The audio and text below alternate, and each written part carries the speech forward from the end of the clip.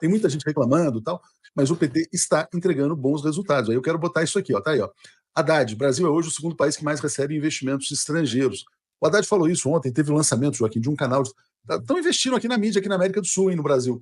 Tem uma rede de TV chamada CNBC, que vai abrir suas operações aqui no Brasil. É o mesmo cara que trouxe a CNN, agora está trazendo a CNBC. Aí teve lá uma festinha, o Haddad foi lá e fez esse discurso, né?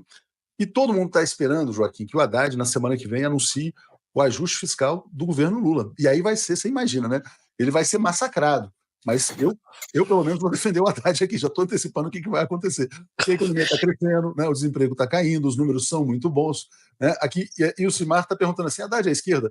Eu acho que o Haddad está sendo um excelente ministro da Fazenda, essa é a minha posição. Não quero rotular ele ideologicamente.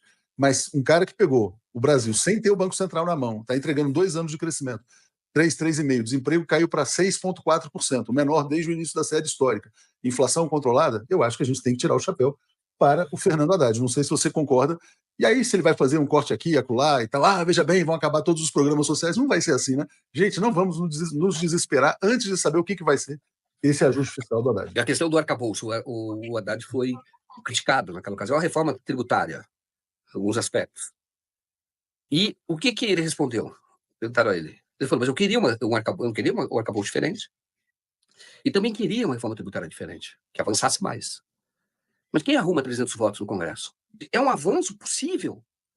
Então, falando em Congresso, olha aí, Joaquim, Tabata Amaral e mais 112 deputados se ausentaram da votação que poderia impor taxação sobre grandes fortunas. Esse é o parlamento brasileiro. O Lema não ia deixar, né? Entendeu? Isso não era possível. Então eu falo para você, olha que absurdo. Mas eu falo para você, então o que o Haddad pode fazer? Se vocês soubessem o esforço que a equipe do Haddad faz no Congresso, eles ficam lá, eles estão dentro do Congresso, o próprio Haddad. Porque ele não vai governar de outra forma. E o Brasil, apesar disso, conseguiu grandes vitórias, o governo brasileiro. Grandes vitórias. Agora, o que pode fazer? A questão das emendas. O governo sabe que é inconstitucional. O STF sabe que é inconstitucional. E por que continua? Porque o Congresso manda. A economia funciona muito bem. O Lula está crescendo, na minha opinião, a popularidade dele, a aprovação dele aumenta e tende a aumentar mais. E na hora da votação, a hora de voto, né, na eleição, as pessoas vão levar em consideração como o Brasil melhorou. Tenho certeza disso. O Lula sabe disso. Mas é muito difícil. Então, exigir do Haddad, é muito fácil eu chegar aqui e dizer, faça diferente. Mas vai negociar com o Congresso. Vai negociar com o Arthur Lira. E está fazendo a transformação necessária. E está passando a confiança, a credibilidade ao mundo. Por isso é que o Brasil está recebendo investimentos fortes. Discordo da ideia de que a macroeconomia não chega ao povo. Quer dizer, quando o desemprego cai pela metade, as pessoas sentem isso. Aquela família que tinha uma pessoa desempregada em casa e não tem mais, essa pessoa encontra um emprego, faz diferença. Né? Não só o desemprego está caindo, como a renda está crescendo. Agora, obviamente, talvez não na velocidade necessária, né? Poderia ser melhor, obviamente que poderia ser melhor. Né? Os preços dos combustíveis poderiam ser mais baratos, o dólar poderia estar mais barato, se o dólar estivesse mais barato, os alimentos estariam mais baratos também, a taxa de juros poderia ser muito menor com a inflação mais baixa, com uma taxa de juros menor poderia haver mais investimentos, mas é um processo. A gente precisa lembrar o seguinte, quer dizer, o Lula governou 2 anos, né, amputado, ele não tinha Banco Central, ele só tinha uma perna. Ele vai ter o Banco Central a partir do ano que vem, com o Gabriel Galípolo. Então, vamos também imaginar o seguinte, quer dizer, olha, o estrago que foi feito pelo golpe de Estado contra a presidente Dilma Rousseff foi gigantesco. O dólar está 5,87, muito caro, né?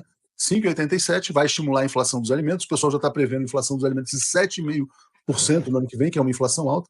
É preciso controlar o preço do dólar urgentemente. Mas o que está acontecendo? Né? O Gabriel Galípolo não assumiu. O mercado financeiro está puxando a alta do dólar. Por quê? Porque quer botar a faca no pescoço do Galípolo.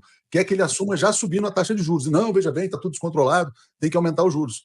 É uma aposta. E eu acho que quem está apostando contra o governo Lula pode perder. Ontem, na Globo News, houve uma entrevista muito interessante com o presidente do Bradesco. O nome dele é o Marcelo Noronha.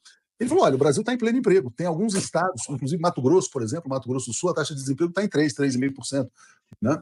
Ou seja, tem uma pressão de mercado de trabalho.